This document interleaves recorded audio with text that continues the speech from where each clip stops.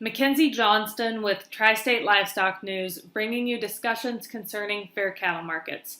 Today we have the opportunity to chat with U.S. Senator Jon Tester of Montana. He is the Senate's only working farmer. What do you feel are the major issues standing in the way of fair cattle markets?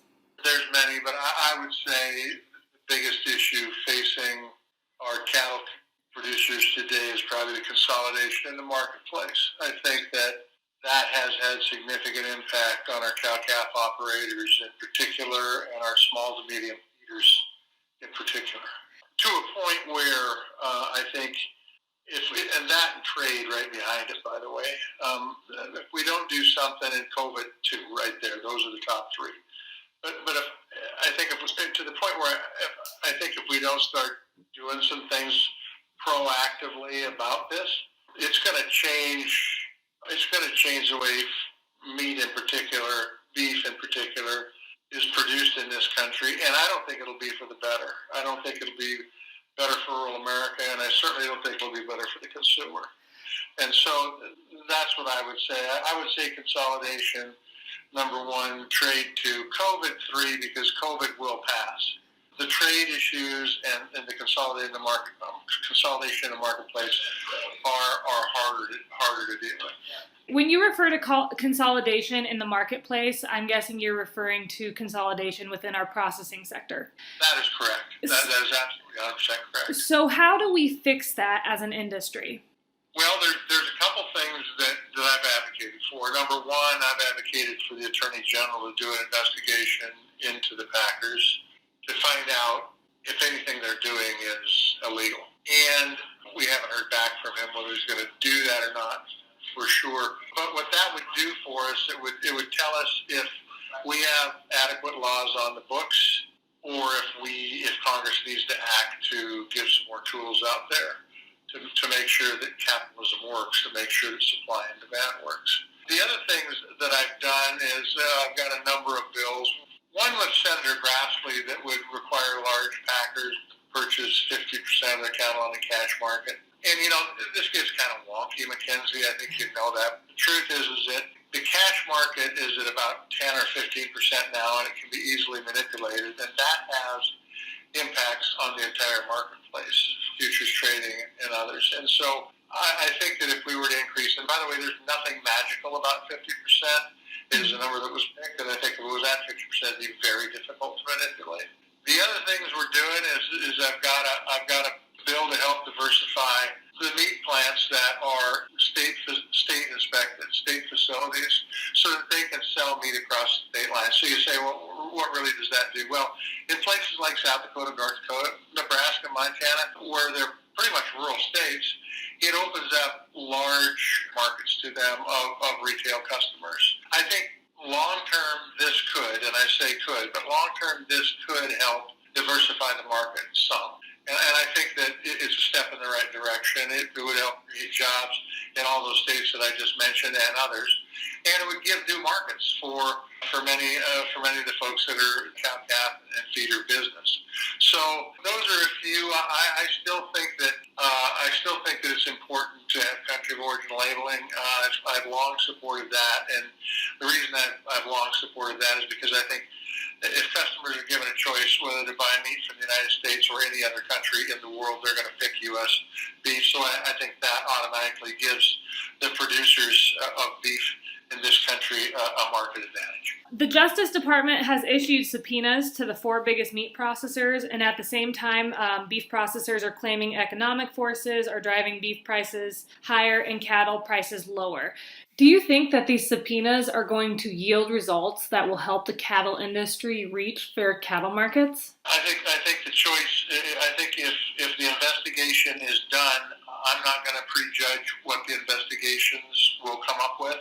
But I just think it's critical. I think that any time you have a situation where basically 4 giant agribusiness companies control 80% of the marketplace, there is always the question whether there is price manipulation, because it's only 4. Basically, you go out on a golf course and determine what the price of meat is. So I'm not going to prejudge how the department is going to utilize what they've done so far. But the fact of the matter is, if in fact the subpoenas are lived up to, and if in fact there is good research done into what's happening with big packers, I think that is a very positive step, and I think ultimately that is good for everybody in the business, including the consumer, who, as they say, you're involved in agriculture if you eat. So earlier you mentioned trade, and a few weeks ago President Trump mentioned that he would like to terminate trade deals where we import cattle into America. What is your thoughts on that statement and your thoughts on trade overall concerning beef and cattle? I have been very critical of Brazil as far as importing meat from Brazil because of foot and mouth disease and other issues. That kind of statement actually appeals to me, and appeals to me in a big way. But I think what would solve that problem even better is giving the consumers a choice with country of origin labeling. And I think see what happens now, Mackenzie. And I don't have to tell this to you because you do this kind of work all the time. But they bring in meat from a foreign country. Pick one. And they throw it in a vat, and they might throw in some meat from another foreign country. They might throw in some U.S. meat. They'll grind it all together, and they'll put it out. And, of course, it's all been inspected, so it's stamped with the USDA inspected stamp on it. And consumers actually think that meat's from the USA. They actually do. It isn't a country of origin labeling, but because of that USDA inspection stamp, they believe it comes from this country. I think that if there was simple writing, not one of those stamps that they scan when they take your groceries out the door, but rather a simple message, a simple statement on it that says this is a product of the USA, or this is a product of Canada, or a product of Brazil, or Argentina, or wherever, it would give the consumers a choice. And I think what you would see, and I really do believe in this, because I believe we raise the best beef in the world. I think we raise the best pork, the best wheat, the best pulses, the best corn, go right down the list. But the fact of the matter is, I think if you give consumers a choice, they're going to choose USDA labeled product. And I think that would solve it. But I will tell you, back to your original question, I think trade agreements where we're importing beef into a market that is depressed is crazy. So I would be very open to the president's suggestions there. Keeping in mind that we still need access to foreign markets, and we can't shut those foreign markets off. You mentioned mandatory country of origin labeling. There are obvious hoops we have to jump through in order to get that reinstated because of the WTO and our trade agreements. What needs to be done to make that happen? Well, I think the first thing is we've got a resolution to support mandatory country of origin labeling. It is just a resolution, but if we get good bipartisan support for that, and it appears that we have good bipartisan support for that, that's the first step. Then I think, unlike 2015, we just can't fold up our cards and go home. We got to fight. We got to fight to make sure that these other countries understand that labeling of meat is not a trade violation, for Christ's sakes. It's just letting the consumers know where their meat comes from. I go out and I buy a rim for my combine. It says product of Canada, or product of USA, or product of Mexico on it. Right. Why is that not a trade violation? Food is the most important thing we put in our body. I have to put a lot of meat in my body, so meat's pretty darn important to me. I want to know where it comes from. Just like, by the way, I like to know where my tractor comes from, or my rims come from, or whatever we may be buying. So I don't see why that's a trade violation, and I think it's some slick-talking, silk-suited lawyer that's figured that one out. We need to match it, and we need to fight, and I think if we do, I think we can have the evidence come down on our side. But just to say, oh gosh, WTO ruled against us, too bad, forget it, we give, is not the right response. What are you hearing from your constituents during these tough cattle markets that they're experiencing?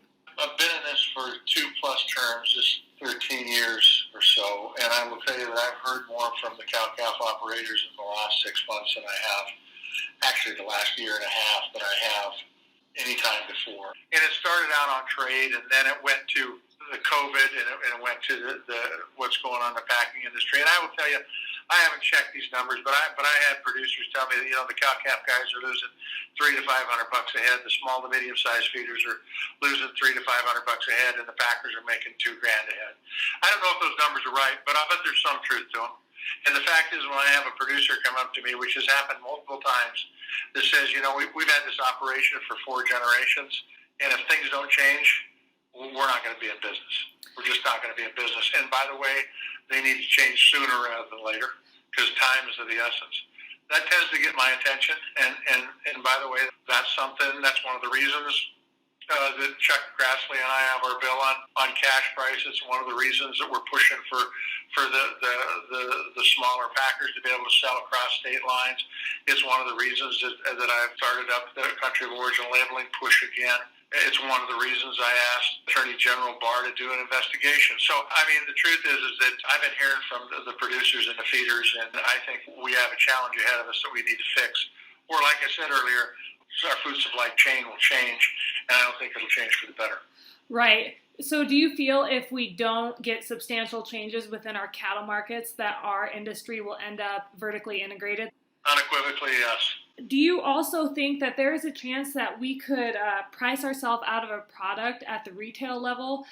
Yeah, so let's take a look at this, okay? The folks, the cow-calf guys and the feeder guys are going broke. The packers are making a bunch of money. The consumer's getting screwed. There's something wrong with that system, and I don't think that if you allow a system to work with capitalistic standards underneath it, the consumer's going to benefit. If things are working right, Mackenzie, everybody makes a decent living, and consumers are still able to afford to buy the meat. And I say that because I'm more closely attached to the folks on the ground than I am big agribusiness. But the truth is somebody's making bank on this, and it ain't the cow-calf guy, and it's not the small to medium feeder. And in the process, the consumers seen prices go through the roof. We saw that with the plant that caught on fire, Folsom plant last fall. And quite frankly, one plant goes down, prices go down at the farm gate, prices go up to the consumer. That shouldn't be happening that way. We see in the pork market, and we saw it in South Dakota in particular, in Minnesota, where they shut down those processing plants. And pork's even more volatile than beef. I mean, you can't store any one of them in a bin and wait for the market to pop back because they're live animals. You have to process them when they're ready to go. And that put a lot of pork producers in a world of hurt. Now, that was directly with COVID, okay? Mm-hmm. That was directly with COVID. But if you look at that system with thousands of people working in the same plant, literally shoulder to shoulder, that should tell all of us that we need to change the way our food chain is operating right now, because I don't think this is going to be the last pandemic I see in my lifetime, and I'm 63 years old. I think with the number of people and how we move around this earth, I think we're going to see pandemics again. And we've got to be better prepared for the next one than we have been for this one. The cattle industry was promised an investigation into that Holcomb plant fire by the USDA, but yet we have never heard any results from that. Do you feel that we will hear results, and why haven't we heard anything? I don't know why we haven't heard results from it, but we need to hear results from it. And since the fact that you brought that up, we'll be cutting another letter off to Secretary Perdue and seeing where that document is. Because quite frankly, it doesn't make any sense. It just doesn't. We have antitrust laws in place to keep basically this situation from occurring that we have on our hands. However, we have not enforced those antitrust laws. Why is that? I don't know. I wish I could tell you this is why. I could give you all sorts of conspiracy theorists about elected officials being bought, but I'll tell you, I serve with a lot of people up here, and I certainly don't see that. I think it may be within the administration. Maybe it's the people that work in those departments.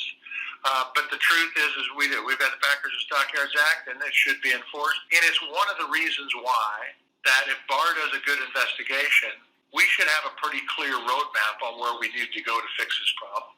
And if it is putting pressure on the bureaucracy to enforce the Packers and Stockyards Act, then that's what we need to do. If it is creating another set of rules, regulations, whatever you want to call them, nobody likes regulations, but the truth is sometimes they're necessary, then that's the direction we need to go.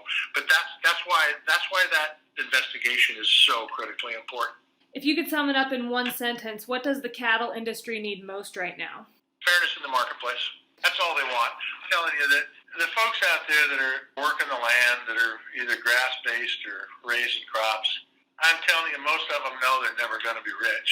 They just want to be able to make a living. They want to be able to pass it down to their kids, and hopefully their kids will want to run it. And in order to do that, you got to make a few bucks. And if you're not able to do that, it just changes the whole world. And they're not making any money right now.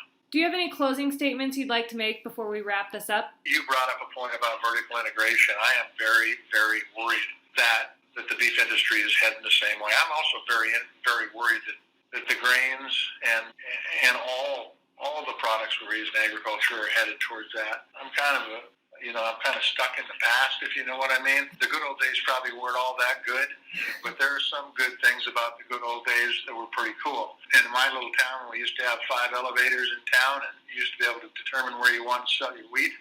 That was a pretty cool thing. Now we don't have any, by the way. And for those cow producers that want to have competition in the marketplace, they got to have a number of people that are buying their cattle that are going to different places for real capitalism to work, and that's simply not what's going on right now.